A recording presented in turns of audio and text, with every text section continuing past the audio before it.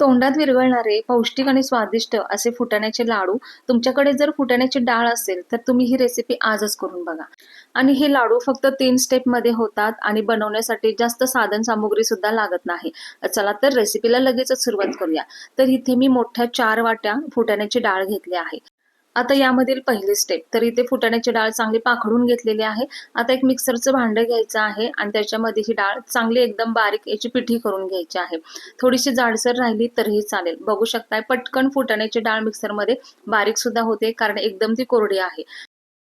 आणि किंचित जाडसर जरी डाळ असेल तर त्यापासून बनलेले रवाळे लाडू सुद्धा खायला खूप छान लागतात. अशा पद्धतीने मी सर्व ही डाळ चांगली अशी याची पावडर करून घेतलेली आहे. आता इथे तुम्ही ही पूर्ण डाळ तुम्ही चाळून घेऊ शकता किंवा न चाळता घेतली तरीही चालेल. आता मी इथं न चाळताच वापरणार आहे. चला दुसरी स्टेप म्हणजे आता इथे एक जाड बुडाची कढई घ्यायची आहे आणि त्या कढईमध्ये ज्या पद्धतीने आपण बेसन भाजतो त्याच पद्धतीने आपल्याला हे फुटाणा डाळीचं पीठ सुद्धा चांगलं खमंग सुवास येऊपर्यंत भाजून घ्यायचं आहे. हळूहळू त्याच्यामध्ये तूप घालत मस्त रंग आणि सुवास येऊपर्यंत आपल्याला हे पीठ भाजून घ्यायचं आहे. फुटाण्याची डाळ आधीच भाजलेली असते, त्याच्यामुळे त्यापासून बनवलेलं हे पीठ सुद्धा लगेचच भाजलं जातं आणि अगदी हलकं सुद्धा होतं. बघू शकताय याच्यामध्ये मी अर्धी वाटी तूप घातलं आहे आणि हे पीठ एकदम लालसर म्हणजे रंग सुद्धा बदलला आहे आणि याचा वेगळा भाजण्याचा सुवास सुद्धा एकदम खमंग येत आहे. आता हे पीठ थोडंसं थंड करायला ठेवू. आता या पिठामध्ये आपल्याला जी साखर लागणार आहे, तर इथे 4 वाटी पिठासाठी इथे 2 वाटी साखर घ्यायची आहे. एकदम तुम्ही इथं पिठी साखर घेतली तरीही चालेल किंवा मोठी साखर मिक्सरमधून बारीक करून घेतली तरीही चालेल. इथे पीठ आपलं थंड झालेलं आहे. त्याच्यामध्ये मी सुवास येण्यासाठी 2 चमचे वेलची पावडर घातली आहे.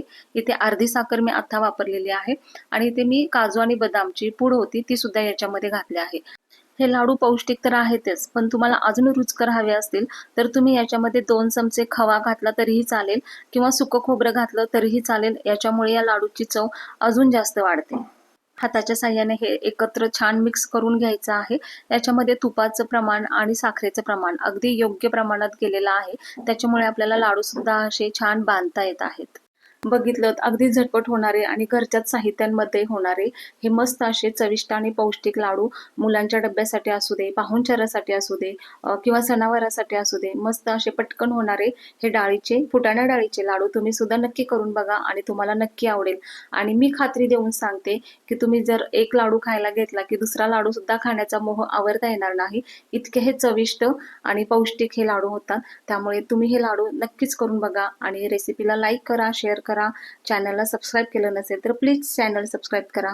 परत भेटू नवीन रेसिपीसह. तोपर्यंत खूप धन्यवाद.